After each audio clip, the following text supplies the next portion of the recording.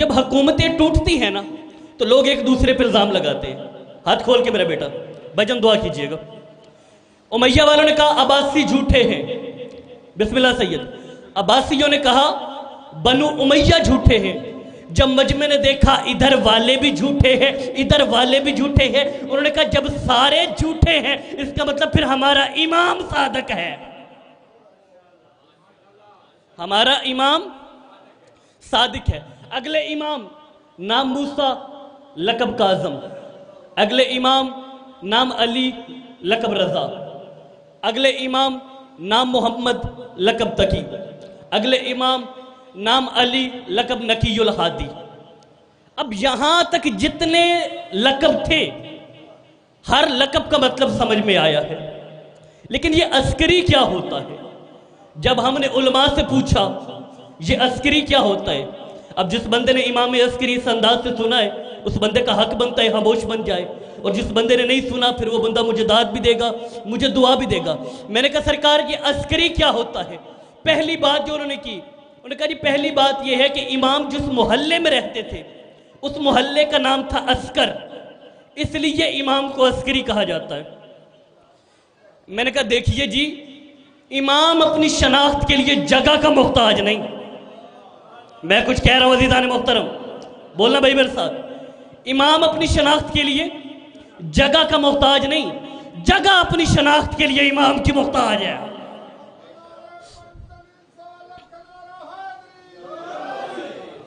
آپ کہیں گے دلیل, میں دلیل عرش سے وسیع دینے کو تیار ہوں. محمد سے پہلے بے بکہ تھا, محمد آئے مکہ معظمہ ہو گیا. محمد سے پہلے یثرب تھا, محمد آئے مدینہ منورہ ہو گیا. علی سے پہلے نجف تھا, علی آئے نجف اشرف ہو گیا. کاظم سے پہلے کاظمین تھا, کاظم آئے شریفین ہو گیا. رضا سے پہلے مشہد تھا, رضا آئے مقدس ہو گیا. حسین سے پہلے کربلا تھا, حسین آئے مولا ہو گیا.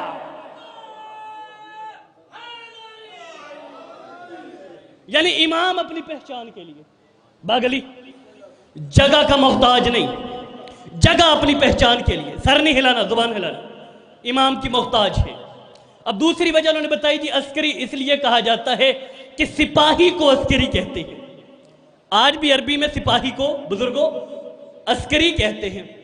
میں نے کہا ہو امام اور ہو سپاہی یہ ہو نہیں سکتا.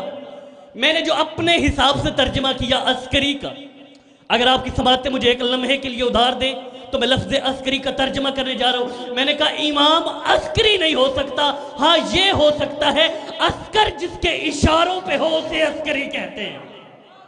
سبحان اللہ بھائی, سبحان اللہ.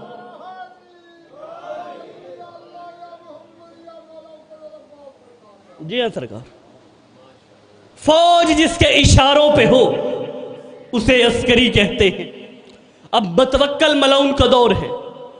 متوکل نے اپنی فوج کے اندر 90,000 ترکی سپاہی بھرتی کیا. بزرگوں میری طرف دیکھیں گا, 90,000 سپاہی متوکل عباسی نے اپنے دور میں ترکی کا بھرتی کیا. اور ترکی کو بھرتی کرنے کا مقصد یہ تھا کہ ایک تو ترک وفادار ہوتا ہے, دوسرا ترک بہادر بڑا ہوتا ہے. ایک دن اس نے سوچا کہ میں امام حسن العسکری کو بلاتا ہوں, امام کو اپنا لشکر دکھاؤں گا اور معاذ اللہ ثم معاذ اللہ امام ڈر جائیں گے. دیکھیے گا میری طرف بھائی, امام میرا لشکر دیکھیں گے امام گھبرا جائیں گے. اب امام کے پاس گیا, جا کے کہتا مولا میں نے ایک لشکر کی پریڈ رکھی ہے. آپ پریشان ہو گئے عزیزان محترم, میں نے ایک لشکر کی پریڈ رکھی ہے اور میرا دل ہے کہ آخر میں آ کے آپ دعا کروائیں. اب بہانہ دعا کا ہے, مقصد یہ ہے کہ امام کو ڈرایا جائے. 90,000 سپاہی اس نے امام کے سامنے سے گزارے. جب 90,000 سپاہی امام کے سامنے سے گزار چکا, امام فرماتے ہیں متوکل بس بس. اللہ سرکار میں 90,000 کا لشکر بغایا تواڈی تک ہی نہیں پئی. امام فرماتے تو نے اپنا لشکر دکھا دیا, کہے تو تجھے میں اپنا لشکر دکھاؤں. پچھلا محلہ, میں تمہیں اپنا لشکر دکھاؤں. کہتا مولا آپ کے پاس بھی لشکر ہے؟ مولا فرماتے ہاں ہے. کہتا ہے مولا دکھائیے. یوں انگلی کا اشارہ کیا آپ کے اور میرے امام نے آسمان کی طرف. آسمان کا پردہ ہٹا, پردے کا ہٹنا تھا، لاکھوں کی تعداد میں فرشتے، ہاتھوں میں آگ اگلتی ہوئی تلواریں تیزی سے زمین کی طرف آ رہے ہیں۔ جب متوکل نے لاکھوں فرشتوں کو زمین کی طرف آتے دیکھا، کہتے مولا یہ اتنے فرشتے زمین کی طرف کیوں آ رہے؟ امام فرماتے تیرے غرور کا جواب دینے آ رہے ہیں۔ سبحان اللہ، تیرے غرور کا جواب دینے آ رہے ہیں۔ اب جسے مان تھا نا اپنی فوج کے اوپر، یوں دونوں ہاتھ امام کے آگے جوڑے اور کہتا مولا یہ منت کرتا ہوں آپ کو، انہیں روکے، انہیں روکے، انہیں روکے۔ امام فرماتے تو میرا لشکر دیکھ کے ڈر گیا ہے نا، اب بات ذہن میں یاد رکھنا، جو دنیا کی حکومت میں ہوتے ہیں نا ان کے اختیار میں دنیا کی فوجیں ہوتی ہیں، اور جن کی عرش پہ حکمرانی ہو ان کے اختیار میں فرشتوں کی فوجیں ہیں۔ جیو ماتمیو،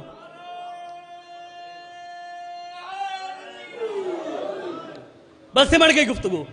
قبلہ بیٹھے ہیں ان سے دعا لینے کے لیے۔ اجازت ہے ایک یا دو واقعات اور مزید امام عسکری بادشاہ کے پڑھے جائے، کیونکہ جو امام کا محب ہوتا ہے نا وہ جہاں پہ بھی بیٹھے گا ذکر امام کا کرے گا۔ مومن کی بیٹھک میں ذکر ہمیشہ مولا کا ہی ہوتا ہے، اور میں نے قبلہ ہر مجمع میں یہ کہا ہے کہ ہمارے ذاکرین کو چاہیے ہر امام کا ذکر کرے۔ پہلے کا دن ہو پہلے کا ذکر کرے، 12ویں کا دن ہو 12ویں کا ذکر کرے۔ جب ہم پہلے سے لے کے 12ویں امام تک کا ذکر کریں گے اس کا فائدہ یہ ہوگا ہم زمانے کو بتائیں گے ہمارے 12 میں کوئی ایک بھی ایسا نہیں جس نے شرمندہ کیا ہو۔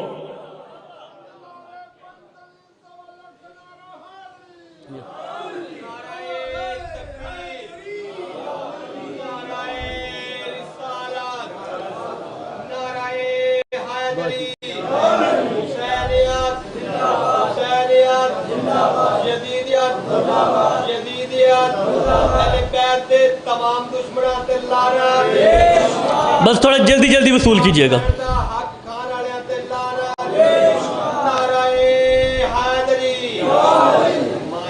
بس سرکار 9 منٹ رہ گئے، بڑی جلدی جلدی وصول کیجئے گا۔ 2-4 جملے جو آپ کے حوالے کرنا چاہتا ہوں۔ ہم نے جسے امام مانا ہے ان کی ہر چیز اپنی ہے، نام اپنا، مقام اپنا، روزہ اپنا، قبر اپنی، شہر اپنا۔ میں بڑی باریک سطر کہنے جا رہا ہوں، مجھے نہیں پتا بات دل میں اترے گی یا سر سے گزرے گی۔ ہم نے امام انہیں مانا ہے جن کے روزے بھی اپنے ہیں، قبریں بھی اپنی ہیں۔ ہمیں کسی کا تعارف کروانے کے لیے یہ نہیں کہنا پڑتا کہ ہم انہیں مانتے ہیں جو فلاں کے پہلو میں ہیں۔ نا نا نا نا یار، جملے کا انصاف نہیں کیا۔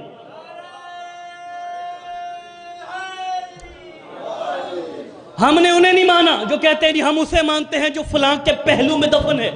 قبلہ زوار ہیں، تائید کریں گے۔ نجف اشرف میں جائیں، درمیان میں علی کی قبر ہے۔ علی کے ایک طرف نوح سویا ہوا ہے، دوسری طرف آدم سویا ہوا ہے۔ رکھ میرے سر کے اوپر قرآن، کسی زوار سے پوچھنا جو نجف میں کھڑا ہو، تمہیں کوئی نہیں کہے گا ہم آدم کی زیارت کو آئے ہیں، کوئی نہیں کہے گا ہم نوح کی زیارت کو آئے ہیں۔ ہر بندہ کہے گا ہم علی کی زیارت کے لیے آئے ہیں۔ اس کا مطلب امام وہ نہیں ہوتا جو کسی کے پہلو میں سو کے نامور ہو، امام وہ ہوتا ہے جس کے پہلو میں کوئی نامور سوئے گمنام ہو جائے۔ اللہ اکبر، بہت شکریہ سرکار۔ اب محفل میں 2 طرح کے لوگ ہوتے ہیں، ایک وہ جو بیٹھے ہوتے ہیں، ایک وہ جو موجود ہوتے ہیں۔ اس مجمع میں 5-7 بندے ایسے ہیں جو صرف بیٹھے ہیں، موجود نہیں ہیں۔ موجود ہونے کے لیے بولنا دلیل ہے، شرط ہے۔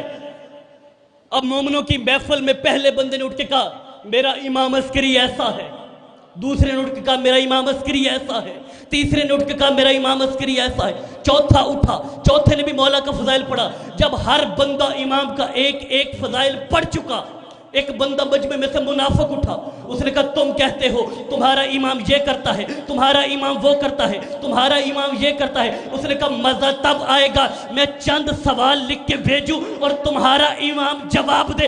مجمع میں سے ایک مومن اٹھا، اس نے کہا تیرا جتنا دل کرتا ہے اتنے سوال کر، کیونکہ عسکری اس کا بیٹا ہے جو منبر پہ بیٹھ کے سلونی کا دعویٰ کرتا ہے۔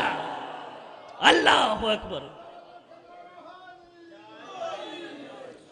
عسکری اس کا بیٹا ہے جو منبر پہ بیٹھ کے سلونی کا دعویٰ کرتا ہے.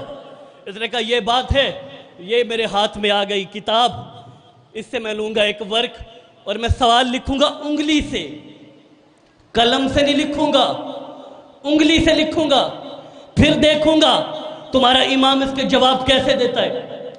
اس علاقے کے شریف مومنو 8 سوال اس نے اپنے ہاتھ کی انگلی سے لکھے، قلم سے نہیں لکھے، انگلی سے لکھے، انگلی سے لکھے. دروگے کے ہاتھ میں اس نے وہ کاغذ دیا، دروگا کاغذ لے کے کھانے کے اندر چھپا کے جب امام کے پاس پہنچا تو امام قید خانے میں تھے.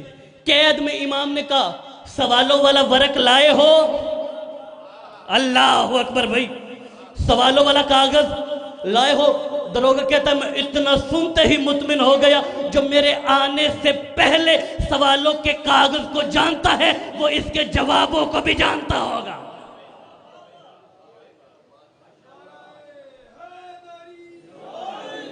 ان سوالوں کے جوابوں کو بھی جانتا ہوگا. بلا تشبیہ آپ کے اور میرے 11ویں امام نے وہ کاغذ نکالا.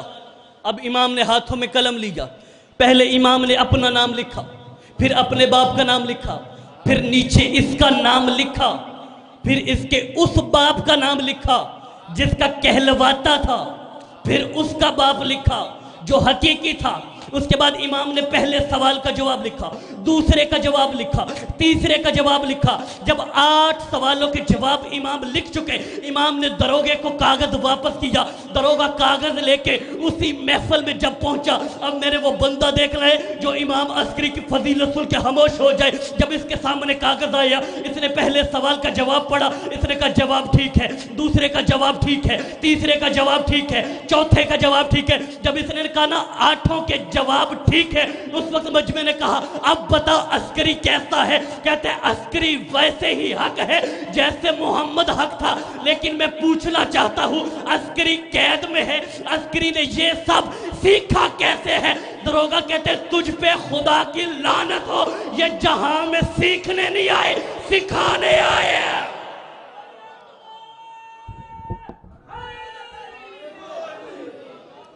سیکھنے نہیں آئے، سکھانے آئے. چونکہ امام کا دور تھا سب سے مشکل دور، اور اس شیعہ قوم کو 4 قبروں نے بڑا رلایا ہے. بس 1 یا 2 منٹ میرے حصے کے باقی. قبلہ بیٹھے ہیں، میرا مقصد نہیں تھا مصائب کی طرف آنے کا، لیکن بے ساختہ میرا دل چاہا ہے. چونکہ لوگ کہتے ہیں یہ الوداعی پرسہ ہے، یہ میرے جڑے ہوئے ہاتھ ہیں، کم سے کم میں اسے الوداعی پرسہ نہیں کہوں گا، کیونکہ میرا ماننا یہ ہے. ارسلان بھائی، قبلہ نسیم صاحب، باغلی جو یا 3 ذاکرین کی موجودگی میں جملہ پڑھنے جا رہا ہوں، علم عباس کی موجودگی میں کھڑا ہوں، منبر حسینی پہ میرا ہاتھ ہے. عزادارو جنہیں لبیک کہا جائے نا انہیں الوداع نہیں کہا جاتا. 4 قبریں ایسی ہیں، 1 یا 2 منٹ مجھے دینا.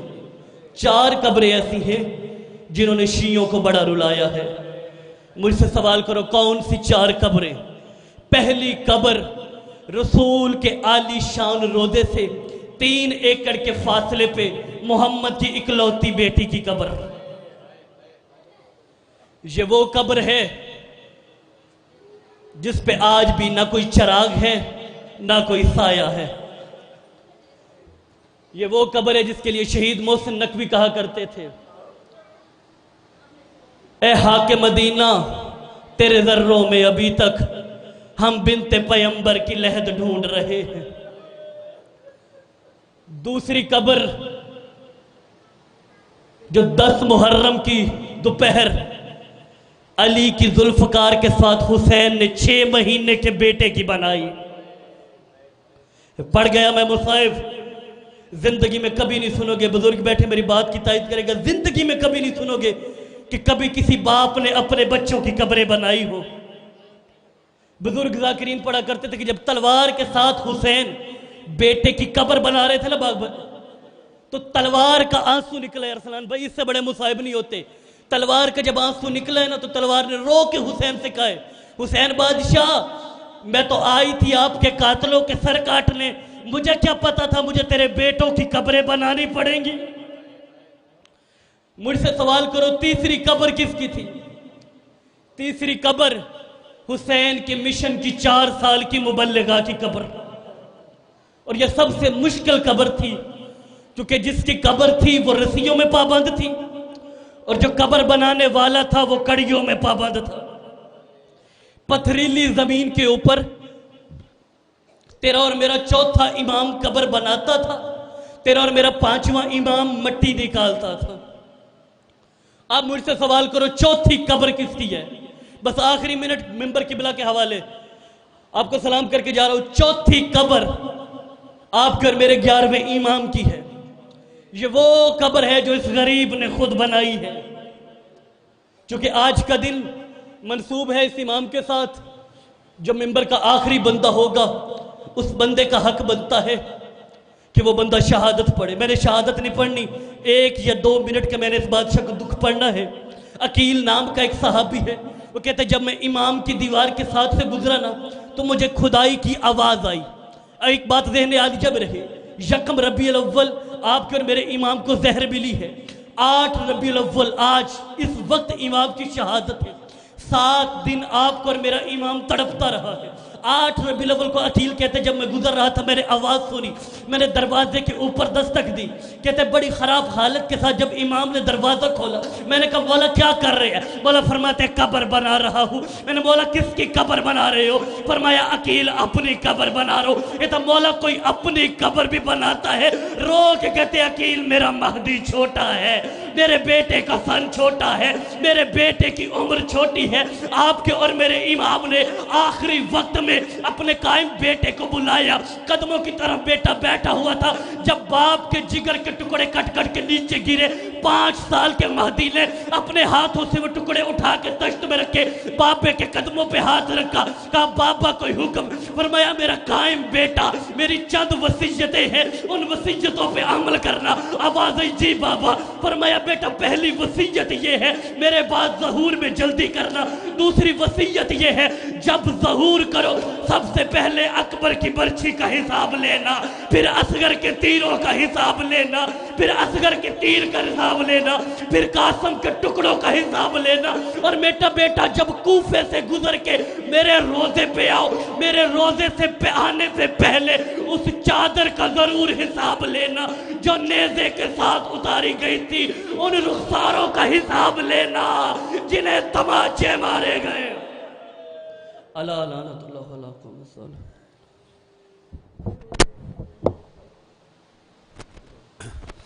اب آپ کے سامنے خطیب اہل بیت ذاکر آل محمد جناب قبلہ ملک نسیم عباس آپ کا سوال و خطاب فرمائیں۔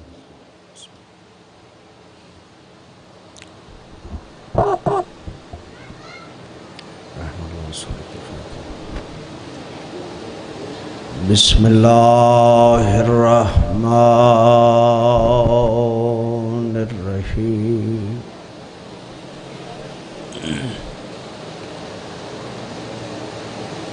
الحمدللہ رب العالمین الرحمن